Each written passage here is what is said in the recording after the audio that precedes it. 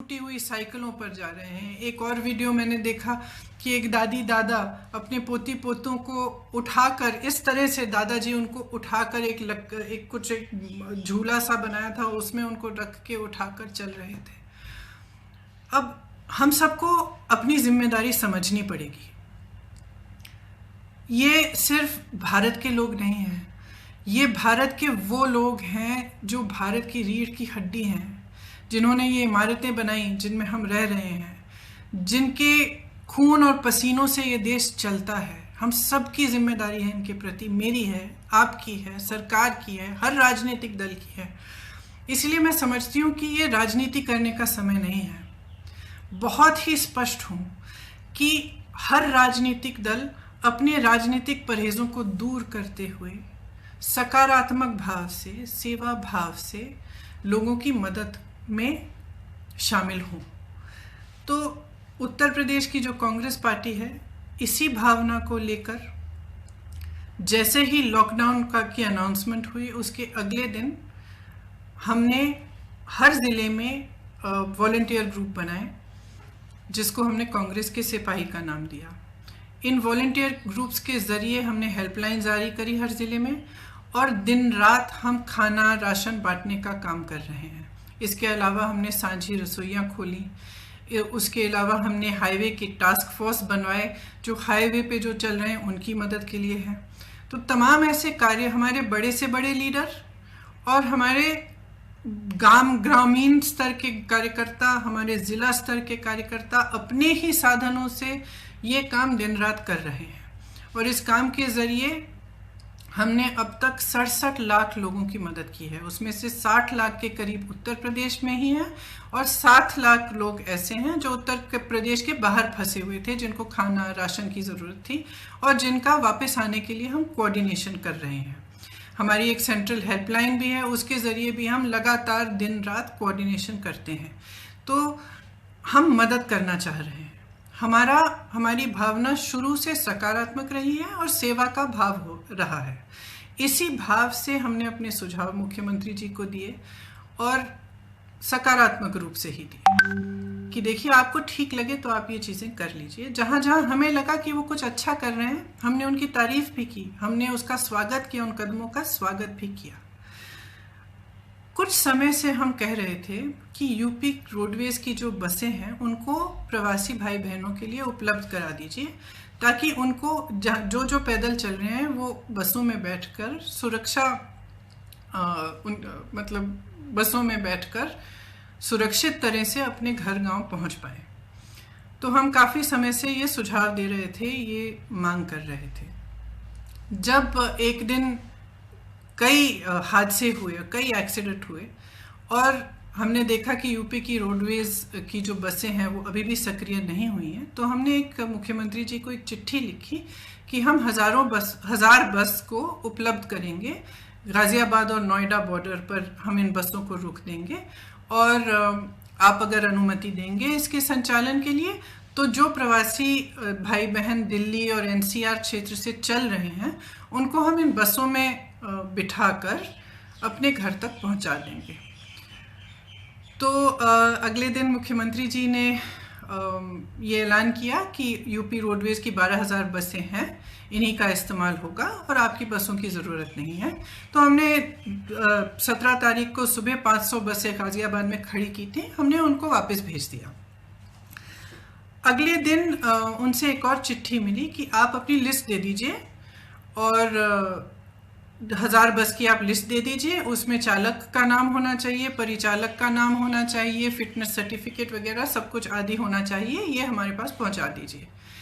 तो हमने उनको धन्यवाद दिया कि आपने हमें अनुमति दी है बसों को चलाने के लिए, आपको हम लिस्ट उपलब्ध कर देंगे। तो 4-5 घंटों बाद हमने वह लिस्ट उपलब्ध कर दी। फिर 11:30 बजे रात को उनसे एक और चिट्ठी मिली कि आप अपनी 1000 बसें लखनऊ पहुंचा दीजिए कल सुबह 10 बजे। तो इसमें हमने कहा कि देखिए, हमारी बसें खाली दिल्ली से लखनऊ जाएंगी।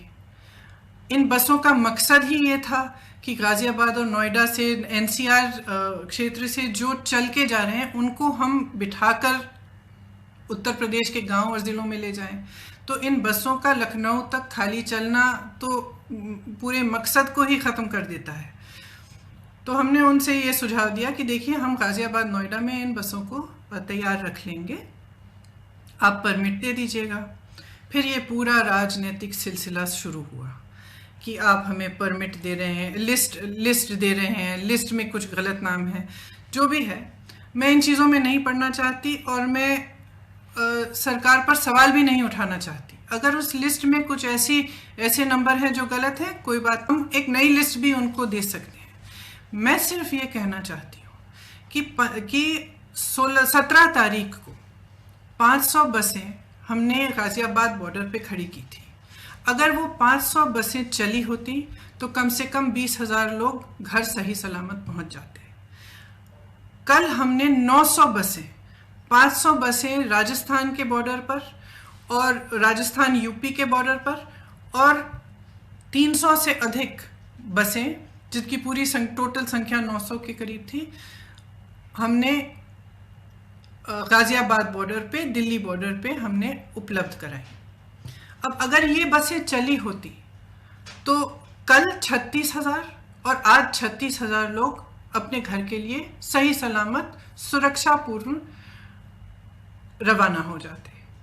लेकिन हम इस राजनीतिक सिलसिले में उलझे रहे। उन्होंने कहा कि लिस्ट गलत है, कुछ ये हो रहा है, वो हो रहा है, बसें हमारी पहुंच गई हैं। कल 4 बजे से हमारी बसें बॉर्डर पे खड़ी थी, उनको आगे परमिट, यूपी के जहाँ पे उन्होंने कहा था कि यहाँ पे हमें गाज़ियाबाद और नोएडा में 2 पॉइंट्स दिए थे, यहाँ तक पहुँचाइए, वहाँ जाने का परमिट ही नहीं दे रहे हैं यूपी के अंदर। तो बसें खड़ी रहीं, आज भी खड़ी हैं। अब मैं सिर्फ ये कहना चाहती हूँ कि देखिए, 4 बजे 24 घंटे हो जाएंगे कि ये बसें उपलब्ध हैं।